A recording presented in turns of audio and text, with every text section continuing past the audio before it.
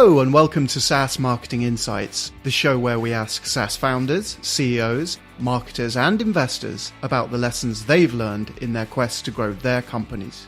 My name is Paul Stevenson and I'm founder and CEO of SaaS marketing agency 47 Insights. On today's show I have an interview with Sarah Bird, CEO at Moz. Hope you enjoy it. Sarah Bird, Moz. Yes. Welcome to SaaStar, San Francisco. You're from rainy Seattle. Rainy Seattle. And I'm from rainy Victoria. Oh, yes. It's like Hawaii here right now, isn't it? It's so hot. sunny. It's gorgeous. It's February and I'm wearing a blazer. I know. It's sweating and stuff. Yeah, it's gross. So what do you think of the show so far? I think the show is amazing. It's so busy. It's so crowded. All these people are so interested and have so much in common. So I've been really impressed with the quality of the speakers and how kind everyone has been, and it's been great. So you spoke yesterday, but who are you looking forward to seeing speak? You know, the Atlassian guy. I should know his name. Yeah, I should know his name too, because he has the hair and the hat. Right, the CEO of Atlassian, big deal guy. Yeah. That's a company I really, really admire, and I think what they have done for self-service SaaS and it being so capital efficient has all been an inspiration for us at Moz. And our business is also very capital efficient and largely run through credit card transactions, and so I always look to them for inspiration. The storytelling and MailChimp, the CMO of MailChimp, Tom. I'm terrible at names. That guy. How exciting. I love that brand. I've always been really impressed and inspired by their brand. Again, they're MarTech and they're focused on SMB and they care so much about brand and helping people. So another company I really look to as inspiration and a muse for Moz. Fantastic. So for anybody out there, and I can't believe there is anyone, that doesn't know what Moz is. There must be. Why don't we back up? Yeah, let's do. Let's back up. Give me your elevator pitch. Yes. Well, it's very simple depending on who I'm talking to. If I'm talking to simple people, like my mother or her friends, I say we do internet marketing. Oh, cool. Full stop. For people at SaaStar, I would say Moz makes software for marketers that helps them understand and improve their search engine optimization. So that's organic. Not paid. Not paid. We don't help you there, unfortunately. I mean, to the extent that your SEO Give strategy and your SEM strategy should be complementary, and there's a lot of keyword-driven strategy involved. You can use our tools, but it is all about that organic placement, because this is something I think a lot of people still don't realize. Everyone knows we spend billions of dollars on paid search advertising, right? I mean, Google has been able to fund the development of fucking self-driving cars off the amount of money we spend on paid search advertising.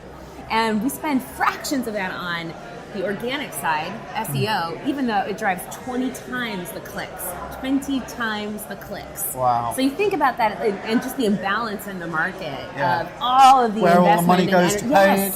And it's just this teensy little amount of attention and traffic, and then all of this organic opportunity, which a lot of people overlook. Yeah.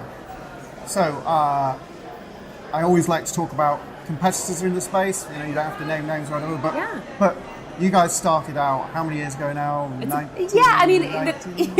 depends on when you think the beginning of the company is. Yeah, exactly. Yeah, I mean, the original company started in the 90s, and then SEO, the SEO blog, SEO Moz, began in the early 2000s, right? Great, fantastic. Yes, exactly. And then the first software product started in 2007. Yeah. So I tend to think of that as a sort of starting time period for us, for the software Seems business, like a long time ago now. It does. A decade ago. It does seem like a long time ago. And, a lot has changed, and also a lot has stayed the same. Yeah. Such as life. So the business has grown from the original founder, which was Rand Fishkin. And his mom, Jillian. Yeah. We both placed a big bet on me. Were you number 3? No, I was not number 3. I was number 8. Right. Yes, right. I was number 8 back in 2007.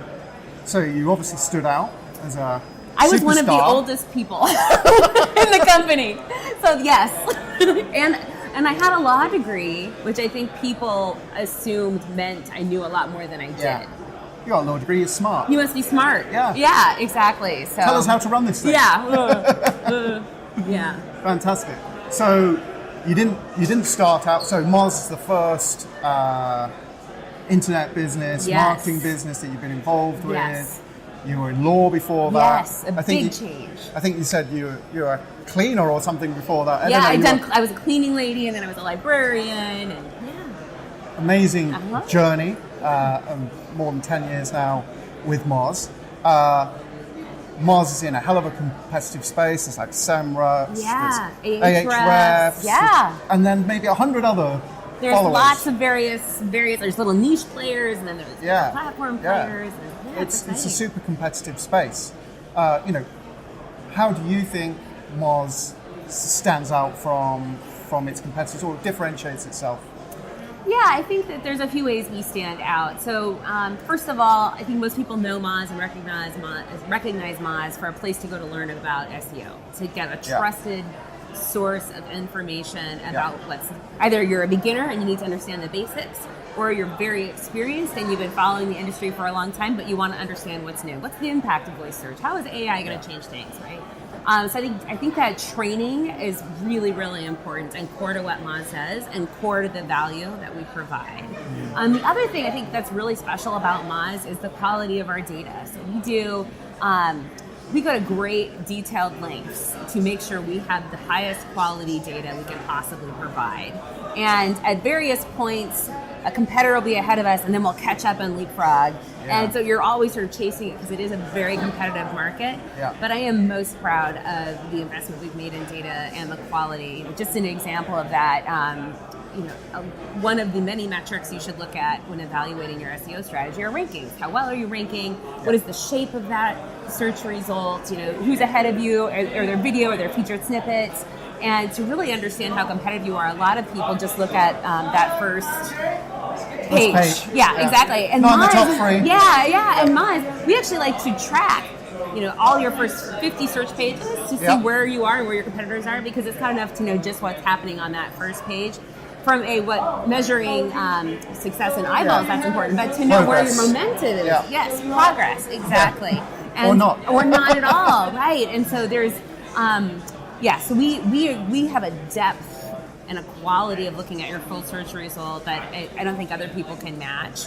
And our search volume scores, we use really innovative partnerships with various people who track all of these amazing searches going on through their JumpShot is a company that we just love, and they do all this real searcher behavior, and we can use that to do the most accurate models on the click-through curve so that we can actually say, hey, this is how much traffic you can estimate a keyword like this will deliver for you, and other people have much rougher estimates. Even Google AdWords will give you much gigantic bucket estimates that are not very helpful.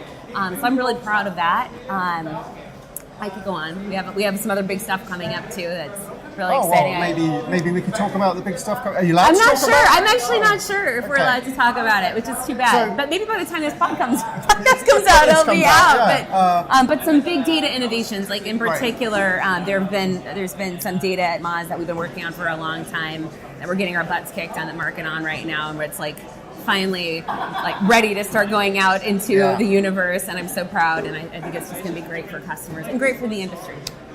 Yeah, so as a business, you have, I think during your talk you gave yesterday, you're talking about your very transparent way that you do things. And just saying there, you're getting your butts kicked in some aspect or another. You got to stay humble, man. You got to stay humble, right? Is that one of the things, like the culture and the values that you guys got that really has helped to drive the success of the business? I think so. For me, though, I want to be careful that that's not why we started with the values. We started with the values just for ourselves, just for our own sort of personal, internal. How do we know if we're living up to our values and living a meaningful life? And then it's had all these other consequences of pulling in communities of people, whether they're customers, potential customers, supporters, vendors, investors, of people who've said, hey, that resonates with me. I share those same values, and I want to do business with people who have the values. And the Moz values, for those people who don't know, right, we are transparent, authentic, generous, fun, empathetic, and exceptional. Tag fee. Tag fee, exactly. And so a lot of people that they're like, yes, that's how I want to live my life too. It has ups and downs, right? I mean, I get why. I get the fear that drives people to not want to be transparent, right? Because it is embarrassing to admit when you're messing something up, or you've made a mistake, you screwed something, or you've got some bad news. So I totally get it, and it's entirely possible that we've lost customers or faith, or I don't know, But I think I think whatever negatives there are from being so transparent, I think they're small compared to the positive of the trust you build. Yeah. I do feel like people at Moz, people trust Moz. I think they trust the brand. I think they know we're always trying to do the right thing. They trust. My God, Roger, you're so cute. They trust our little robot Roger. Yeah, I think that's right. I think they root for us. At least I feel that way. I feel really strongly that people want Moz to succeed. I think people want businesses that they believe are trying to do the right things. Yeah. They want them to win, and so they're even when you're screwing up, they're like, "But keep at it because we want you to win." And I'm going to keep trying to buy your stuff and encourage other people to buy it. So I think what's the price of that, right? That's awesome. So you gave the presentation yesterday, and you talked about some successes that you'd had, and some failures that you had, and some don't knows. Yeah. And we're not going to try and cover all those things off, but we were talking earlier about this is really this podcast is about SaaS marketing and whatever. You said, well, I'm not sure I've got any insights about marketing, or just That's like fine. A killer, just like, a killer tip. Yeah. So it doesn't have to be a killer tip, but you shared 3 successes and 3 failures. If you're going to pick one success and one failure from your back catalogue, of greatest and worst moments, exactly. What would you go for? The thing that made the biggest impact on the business for you? Yeah. So we luckily we just covered tag fee and the values and how important those have been to us personally, and I hinted at some of the business positive impact as well that has come from that. And there's a part of tag fee that I didn't cover before, and I really should have, and that's when you have a strong culture that pulls people in that share your culture. When you work together and you hit those challenges, which you will, the team is much more resilient, right? Because they have those shared values holding you together. If you have a transactional company where everyone's just there for a paycheck and they don't think about you or care about you, and they have no emotional investment in their own work or the company's success, when a bump comes, they're going to say, "Oh, I'm sorry, I'm out. Yeah. I'm here for an easy time." Yeah. And it's an incredible, we have really talented people at Moz, incredibly talented, gifted people. They can get jobs anywhere. And they choose to stay at Moz. And I think it is because of the culture and the things we value and the trust they have with each other and the way we collaborate. So that investment in values has been huge for me personally, has been huge for the brand and for this building of this incredible community of marketers and our other support groups and vendors and investors, and also for the team and resiliency. Yeah. And those are things I wouldn't have anticipated early on. And are hard to put a number on, right? Yeah, so it's really very exciting. Really hard to put a number on. Yeah, but it's real. But we all know it's real. Yeah, we know. We see the effect of it. We see, and it operates on us. Yeah. Because we all have brands that we love for better or worse, right? Absolutely. And I think you guys have been the first to admit as well that sometimes you don't always get it right. Yeah. So you had Follow a Wonk. Yes. It's a great product. It is I'm a Follow a Wonk. Thank you. I love it too. I still love it. I will always love it. Yeah. Yeah. And we, back in 2013, we had an idea and a hypothesis for growth of growing into these sort of adjacent areas, right? Because if SEO is here, you have social media marketing touches on it. It's related. Yeah. It's not the same thing, but they overlap. And same thing with the feeds into. It's like part of the and content marketing similar, right? Yeah. And so part of us thinking, let's go a little bit adjacent out into these other areas, we acquired Follower Wonk, which we love, and this incredible Twitter tool that everyone should check out. And part of the thinking was our customers are all going to love it, because if you love SEO, you must love Twitter analytics. And 2, we thought they'll be really addicted to the freshness of the data, because Twitter data changes all the time. And a lot of SEO data doesn't have that same day-to-day frequency change, right? So unfortunately, we were wrong. We never got that overlap was not nearly as tight as we thought. No, but it's tragic, right? But it just seemed like such a good idea. Yeah, and it's like, this will work. This will work, yeah. And it never got the same attachment rate with our customer base that we thought those people who did use it loved it. And we even then tried, well, what if it's not baked into the same SKU as SEO? Yeah. What if it's sort of a separate product? Yeah. And even then, our audience wasn't quite the right match. For that tool. So we have spun it out. We've got hardcore SEOs. We have hardcore SEOs. And now it's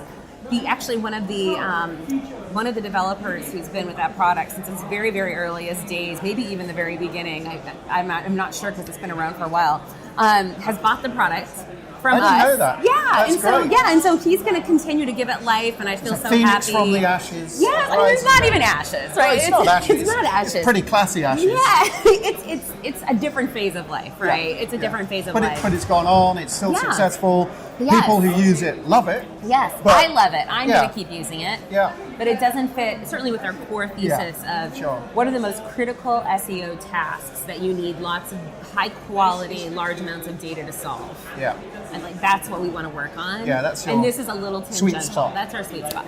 So stick to your knitting, stick to what you're good at. Yeah, exactly. And frankly, focus is something I just really struggle with. I want to do so many things. Imagine how hard it is being a man. Yeah. I don't know that it's any worse. You think we can't multitask. Yeah, I don't. You know what they say? They say no one can multitask.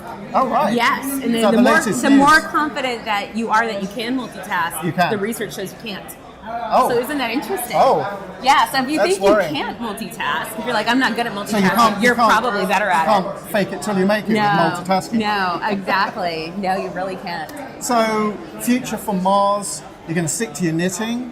Are you pushing up, pushing down?